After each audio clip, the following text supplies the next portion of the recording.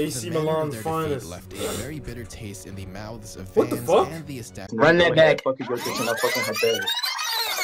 Today, we're gonna look at the conspiracy of the 2002 FIFA World Cup. Before we start, I just want to announce that I've partnered up to bring you guys a special 7-day trial for ESPN. If you ask people about the most memorable moments of the 2002 World Cup, a majority of them would probably say the 8 goals scored by Ronaldo or even Ronaldinho's iconic free kick goal. The 2002 World Cup was awesome. Also probably bring up the tournament's great controversies, the worst of which came down to the politics of FIFA and the sketchy referees and officials. The first red flag for the tournament would take place 6 years before it had even begun, when Japan and South Korea were selected as joint hosts in the summer of 1996. This was actually the first and up-to-date last time that two nations would share hosting duties for the World Cup, because back then neither country really had the infrastructure required to go and host alone. Also, the fact that Japan had never once qualified for the World Cup before bidding raised a lot of suspicious eyebrows, as did the obvious logistical issues for fans traveling across the seas internationally between venues, even if they're technically not too far apart.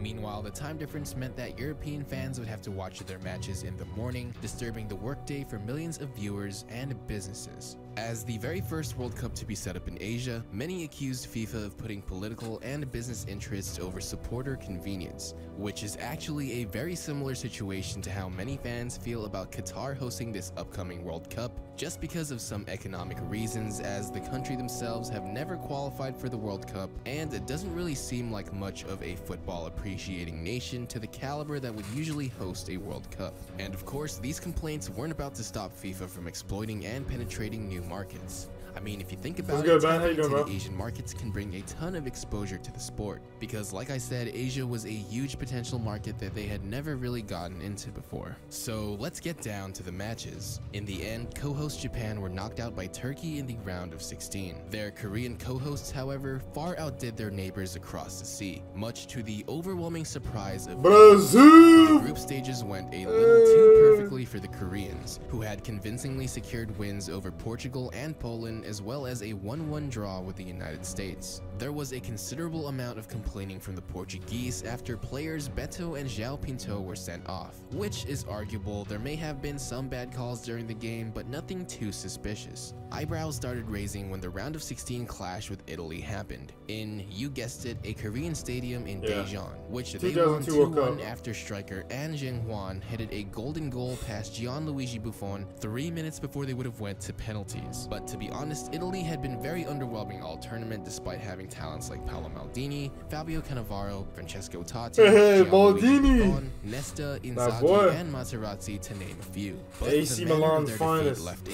very bitter taste in the mouths of fans and the establishment back in Europe. Italian supporters became increasingly angered by what they perceived to be a steady flow of uncalled fouls on the Azzurri. Ecuadorian referee Byron Moreno allowed the Koreans to continue their game seemingly free of foul calls. This made it so that their tactics were essentially low risk, high reward. Many argued if not for the lack of calls, the Koreans wouldn't even have had the chance to score any goals in the first place. The Italians honestly fell victim to an unbelievable amount of refereeing errors. Francesco Totti was harshly sent off for diving, Damiano Tomasi had a goal wrongly disallowed for being offside, which would have probably made them win if it counted, and Kim Tae-young threw an elbow at Alessandro Del Piero without any consequence at all, even if the Italians were less than blameless in this physically intense match. Of course, back in Italy, many refused to recognize that South Korea had won the match. It was so bad that as a petty act of vengeance, Korean forward Ang Jun-hwan had his loan to Serie A team Perugia straight up cancelled, which is honestly really messed up.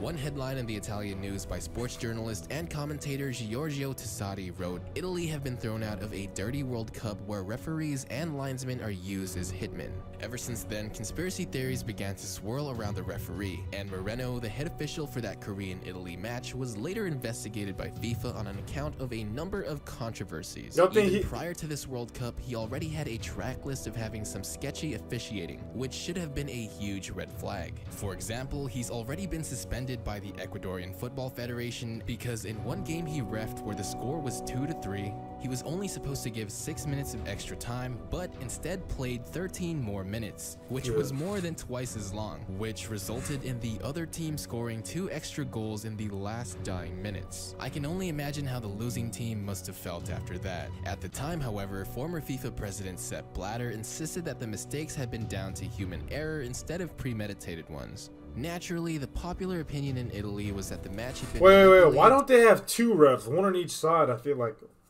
is that OD or is like wouldn't that make sense?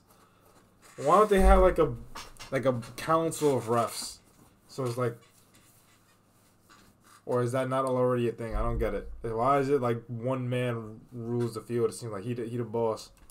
To keep the host nation in the tournament, and that FIFA's grand market ambitions in Asia had been prioritized over the integrity of a fair and honest officiating result. It got much worse when South Korea knocked out Spain on penalties in the quarterfinals. This time, Egyptian referee Gamal Al Gandour was at the heart of the controversy, having disallowed 2 perfectly good goals. And can you guess where this match was held? That's right, again in Korea, specifically the town of Gwangju. The Telegraph's Paul Hayward wrote, "The records say that the Koreans knocked out Spain in a penalty shootout on Gwangju on Saturday.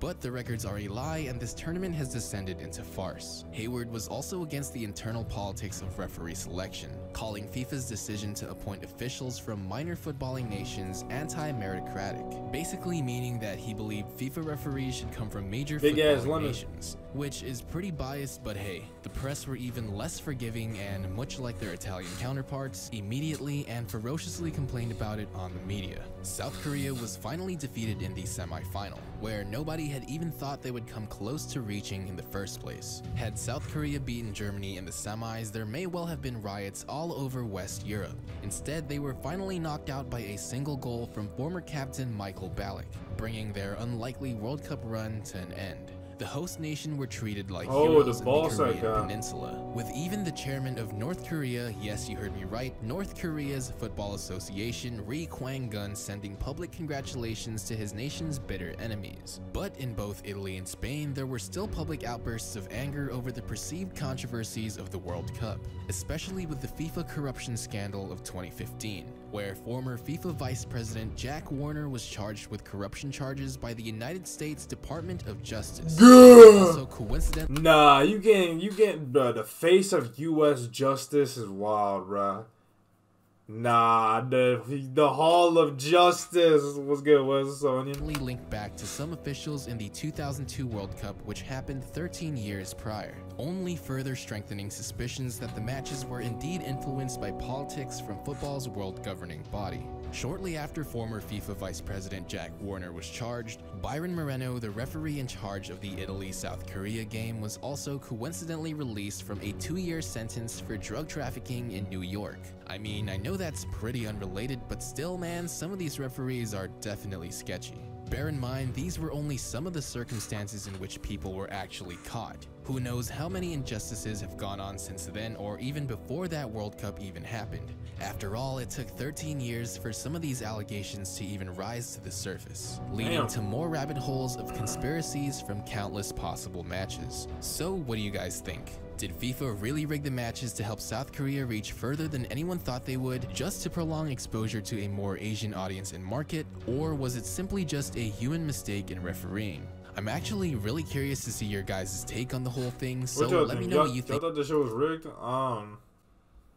Yeah. When one of the players started elbowing people and then the refs didn't call it out, I think at that point it's like, what the fuck? But you know what's fucked up though? Like the refs not for Barcelona. What's up with the refs though, bruh? The refs are trolling these days. With Barcelona as well? Sheesh. You know, chilling and shit, tap into the new video and comment and like the other comments as well, goddammit. And I'll see y'all on the Discord and Slumco Top 1. And be very easy. Yes, sir.